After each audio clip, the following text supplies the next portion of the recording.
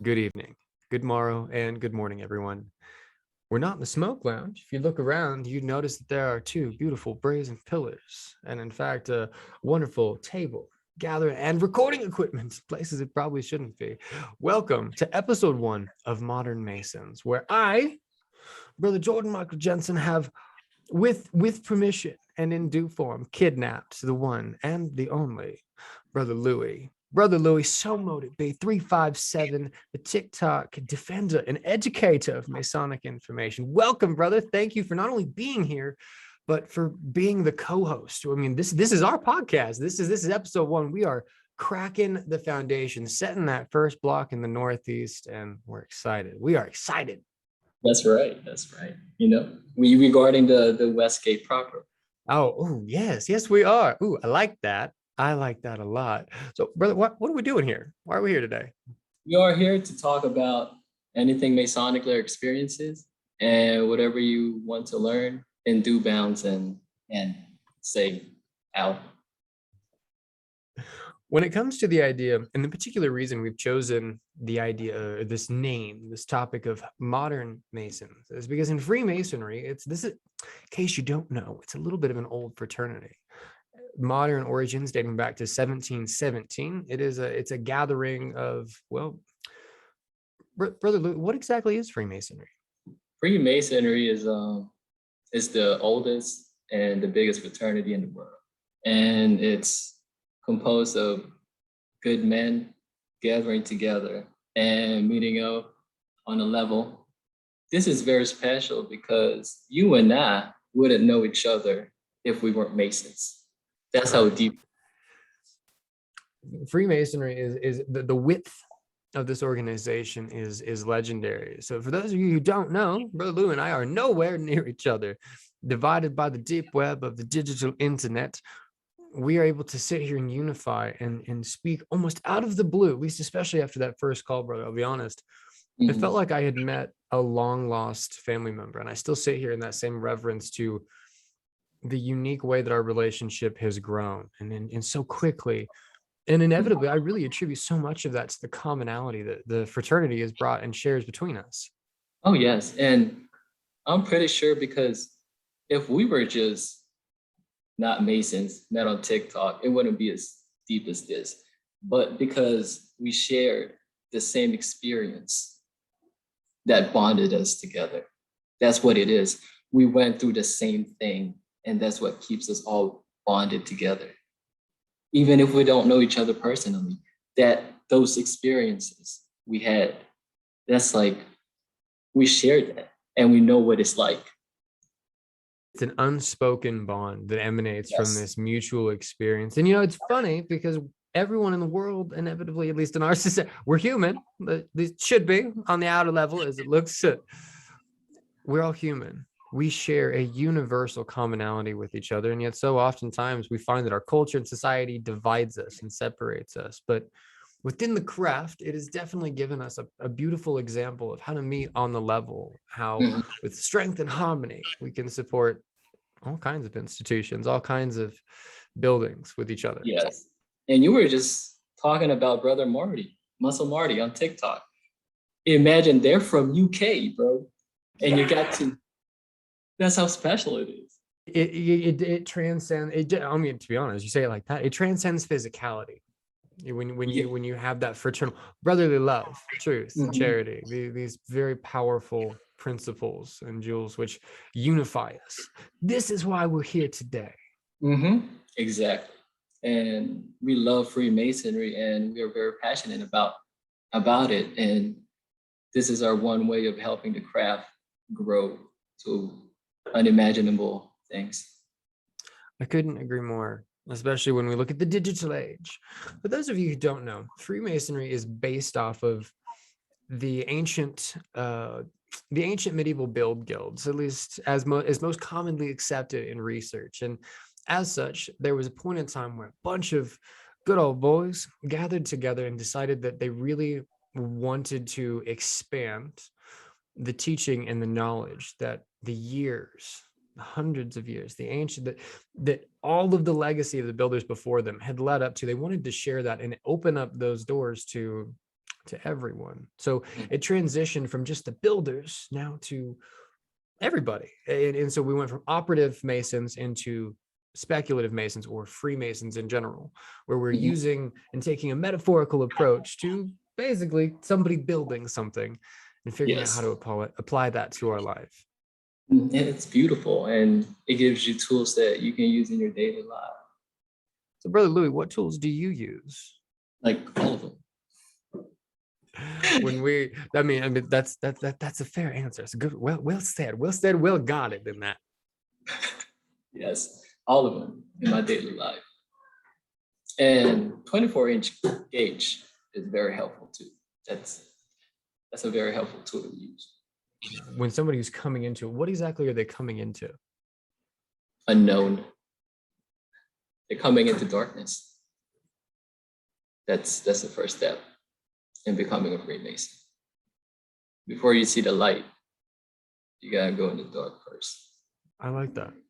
I like that. When you took that step and you made that journey, what motivated you above all else to go into the dark, to go into that point of, because that's scary. I hear the dark and I'm like, no, fuck no, I'm gonna grab my light.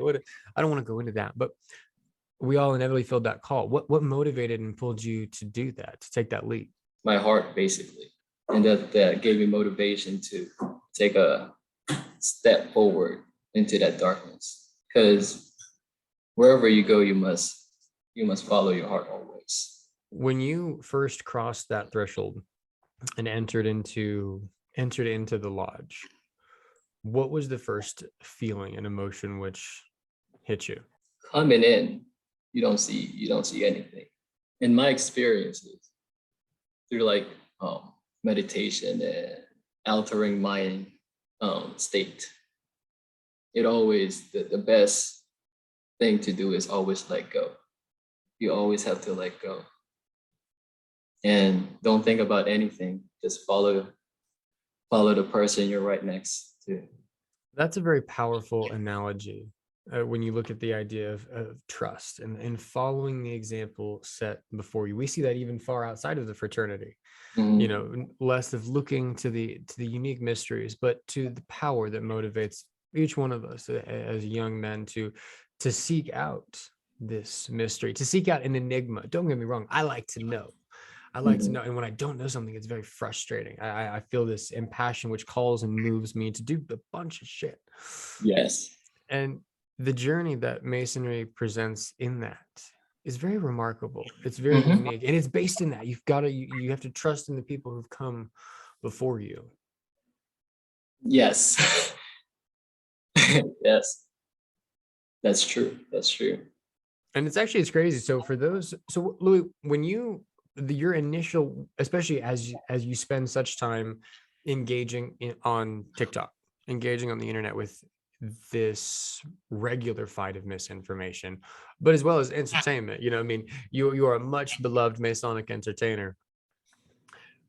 There is a lot of initial conceptions that people have about the fraternity.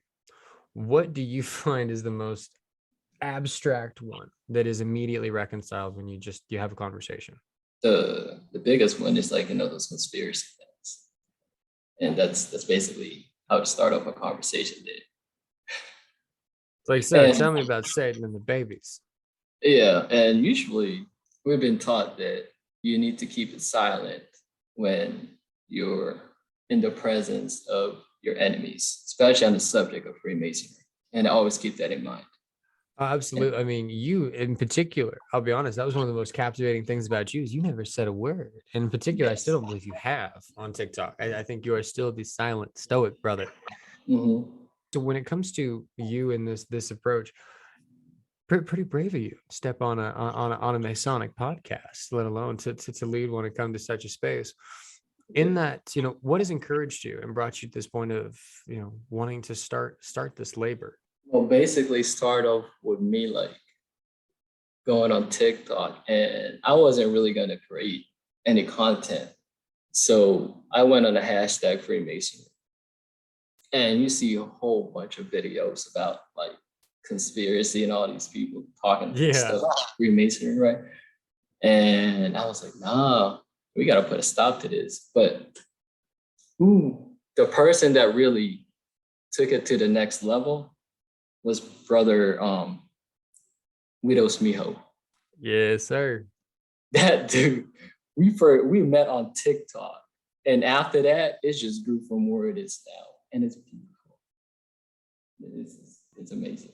I think he in particular, when it comes to like all of those Masonic, the TikTok Masonic warriors and Templars, so to speak, I think he's the biggest. I think he's the number one when it Yeah. comes to those who are regularly, I mean, right there. Like you got something to say, boom. And I'll be honest, his understanding of the Christian text, it's something that brings a lot of comfort. And oftentimes, I'll be honest, it reminds me a lot of you when it comes to that space where there's a powerful understanding of the Christian story and of the truth and the light that emanates from that story, not always the perception of that story. Speaking of light, a few days ago, there was like epiphany that just came in my head. Did you know that this planet is veiled in darkness? Whoever controlling this planet feeds off negativity. Freemasonry and the things that we do brings that light. We become the pillar of light, basically. So imagine a whole bunch of people, just light. It's like a pillar of light you're walking through. Guess what that's doing through this veil? So it's poking holes on that veil. The more light you put on this planet, that veil is going to be gone. What does the world look like to you when that veil is gone? And I love that analogy, the pillar of light. We've brother and I have been in a lot of study over some Palladian teachings, and the pillar of light is a very powerful. You said that word, and I was like, okay, all right. Okay, so what are we you know talking about the about? Pleiadians, right? Yes, sir. Okay, you know there's a book called The Bringers of the Dawn. Hold the fuck up. You just stay right there. Stay right there. One No, second. you didn't. Yes, yeah, you stay right there. 1 second. Yes, sir. I can't find it. I believe he actually has it with him. So my brother's been Aura Dayspring with Hippie. He's been actively reading it. I mean, and we talk about it. And so you say that, I'm like, I can find it. Like he's got it. And it's so I was like, yeah, I know what you're talking about, boo. Holy hell. Yes, that book, bro. I've read that a lot of times, and it's like after you read it and you read it again, and it tells a whole nother story. Like you start figuring things out on a different level. It's just an amazing book. It changed my whole life. And then, yeah, the Bringers of the Dawn, that unique one on Palladian teaching. What was your biggest takeaway from it that is tangible? How powerful love and light are. Love is creation, and light is information. And you have to have both. I like that. I like that, especially when it comes to connection. As go back to like alchemical teaching, even in conversations with Brother Soul. We talked about how here he mentioned how ancient alchemists, when in persecution from the church and in persecution from those forces, they hid within the build guilds, and the secrets by which that they possessed was the unification of mind and matter, so to speak, to separate things apart in their base and their high, and to put them back together. When you look at love and light, you're talking about thought and emotion. You're talking about that which is the essence and that which is the form.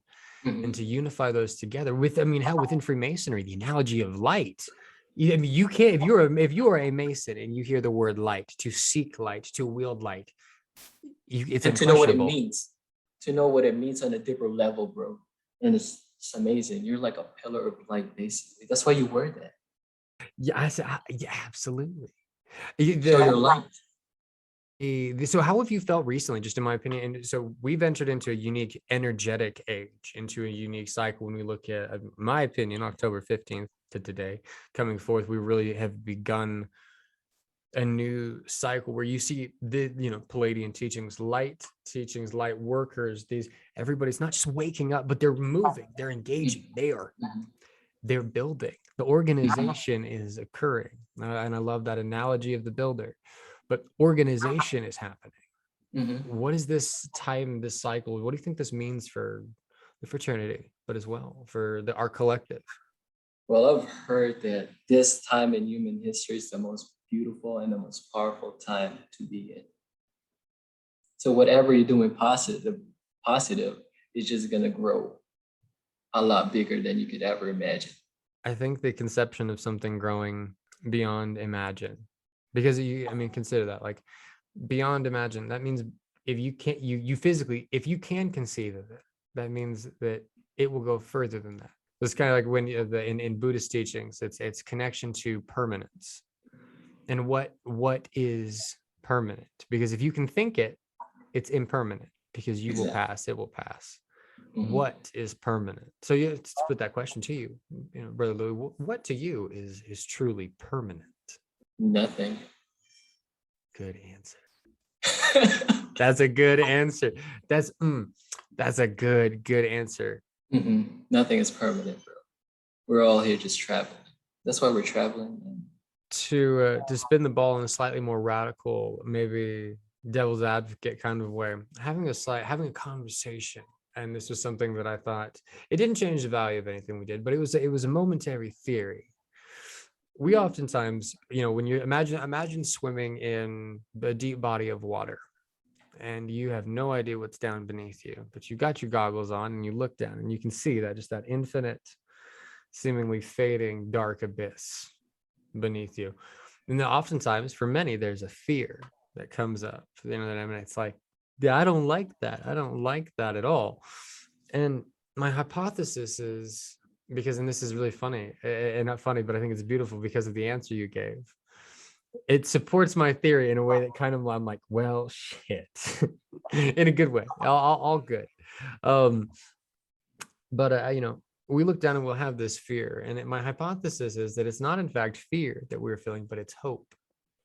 It is hope that there is something down there, that there is something beneath us. Not because there's this, fear, obviously, that it may get you, but it's hope, in fact, there is something beneath us. Because to stare out into the infinite waste, to stare out into the infinite abyss, so to speak, and to conceive of the nothing, what to some can be a very cruel reality, what can be a painful truth, that there is nothing beneath us. But when you look at the ego, right, the ego isn't you, and it can truly perceive a nothing that is real, a nothing that when you pass, it ceases to be. This beautiful hybrid of two things that have hit together, it's no more. No. The nothing to it is its inevitable destination, where it's just gone. Mhm. And you said, you talk about, what is permanent? Nothing. That inevitable force, that's the black hole that we can't get beyond, that we can't get Yes. past. So you just enjoy every moment. The mindfulness that's bound in that. I'll be honest. All right, so here's one. When we talk about, have you participated in any of the appendant bodies? That's funny because remember last time we talked, we said that I'm gonna wait my time. So we went to we visited a lodge during the meeting. They had a lot of people during that night. So there was a speaker from the Scottish Rite. So he was saying about the history of the Scottish Rite and all that stuff. And with him, he brought some petitions, right?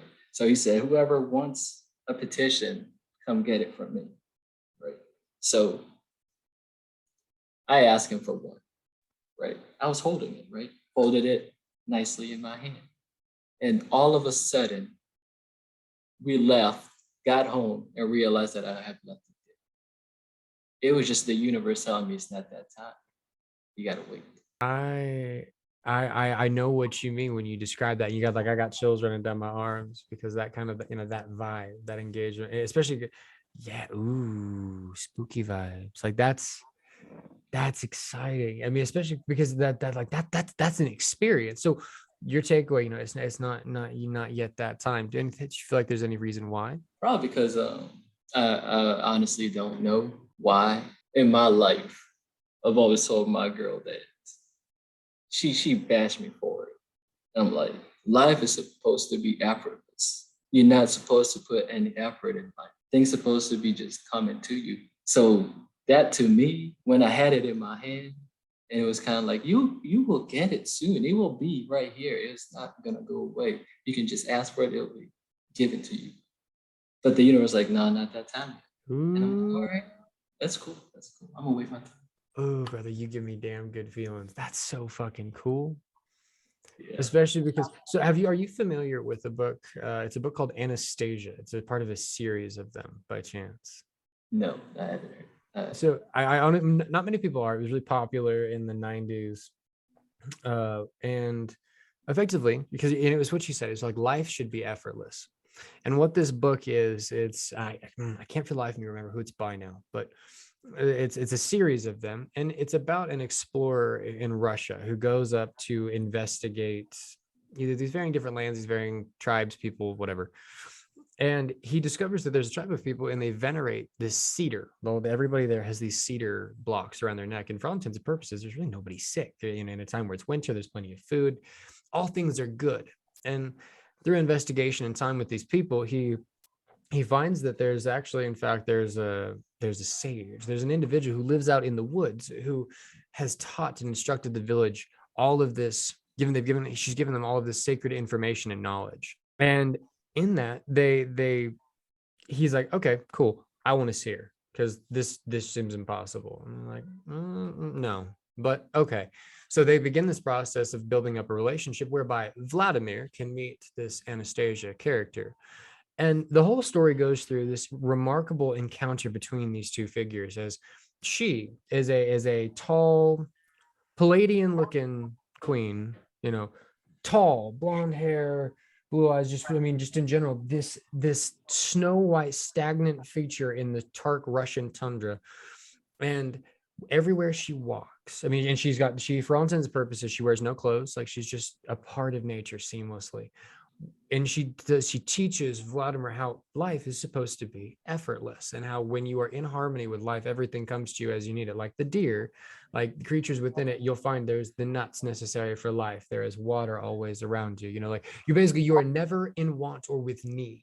And so you talked about that. I'm like, okay, all right, talking about some Palladian influence there. I like that because you're right. Yes. You are right. But yeah, Palladians playing a huge role in our lives. A lot of people don't realize that. So They are guiding us. let's talk about the fraternity and its ancient origins, right? Mhm. Beyond the 1717 gathering at the lodge whose name I can't remember, that Masons will scorn me for. Where do you think, when you look at those ancient spaces, the wisdom of King Solomon, the physical mastery of the King of Tyre, or the beauty found in the harmony of those two forces by Hiram Abiff, in these ancient masters, even going beyond that, do you believe that there is some light-based influence there Yeah, I do. There is. There gotta be. within the craft and its physicality? Is there any way you've incorporated it into your life outside of the bounds of the craft? So not any degree or ritual work, but like for you, what is something you do within the fraternity to make it magical, or to make it that deep, intimate way where it's bound in a uniquely practical way to you for Mhm. change and help for you? When we went to this lodge that I was saying, Fredericksburg Lodge number 4. Have you ever felt like when you visit a lodge, you have this feeling that you know every single person in Yeah. there? Do Yeah. you In get that fact, feeling? yeah, that happened to me here in Colorado. I came into Tejon 104 and was like, dude, where have you guys been all my life? Like, sorry, I'm just arriving, but like, I'm back. Mhm. You know how powerful that is? Like being in one room with all that light. It's blinding. Yes, it is very powerful. What we do inside the lodge when we open, it's so powerful. And a lot of people don't realize that. And I think that's where the mystery of Freemasonry begins. People would like to experience that type of events. So what do you do, right? You want to join, you're listening to these two sexy motherfuckers on camera. You want to join the fraternity. How do you do that? First, you find your local lodge. It's very important to locate lodges within your area, because and then when you do that, go online, look for that whatever state you're in. Let's say you're from Virginia, go on Grand Lodge of Virginia or Prince Hall Grand Lodge of Virginia, and it'll tell you all the districts and all the lodges within that district. And click on that, and they'll have their informations with you. They'll have their informations with them on that website. Write it down and call the lodge. You got to ask though. You can't just Yes, there's like there's no I'm not gonna have to wait for any invitation. No letter to Hogwarts. there's no such thing as invitation in Freemason. Oh shit. You will not be invited. If you're waiting for that invite, you will probably pass without that invite. You probably gonna keep waiting. He says there ain't no owl of your ass. And it's very helpful too if you know a Mason person. That's very helpful because they will guide you which lodge you're most comfortable to go, and they'll have access to that lodge, and that's the best thing about Big city facts on that one. I'll be on. And if you don't know where to find a Mason, liar, you're listening to a podcast with two of them. it. We're right here. That's right. That's absolutely right. You ask, we will move the temple and move the rubble there within to help and to bring more light wherever it is sought or desired. That Like we always say, ask when to be one. yes, ask what it's is this of their own choice, free will and accord. Exactly. No influence from other people. When it comes to the ritual and degree, anybody who has ever, whether you're Christian, pagan, Buddhist, Muslim, anything, any ism, any person whatsoever, you know powerful experiences, moving rituals. It could be going to the movie, baby. Like you have experienced things in your life which transform you and shift you. Yes. And to clarify it, the opinions of those brethren so suggested, they are just that, opinions. We don't represent any grand lodge. We don't represent any individual lodge. These are we're just talking. And as you experience ritual in your life, if you would look for or to find a deeper sense and connection to ritual, we would always encourage the fraternity or any of its relative connected dependent bodies because of the light which emanates from them and the beauty to that ancient experience, that ritual, which really does, it does something. It does something really secret, something magical and silent within you. Brother Louie, as we come to the end of our episode 1, from whence came you and where are we going today? From west traveling east. And may the light forever follow that path. Amen. So mote it be. Brother, be well, be blessed. Thank you for taking the time. Squeaky Squashbox says hello and much love in all directions. Always, brother. Safe travels. To the east, brother. Bye-bye. To the east, brother.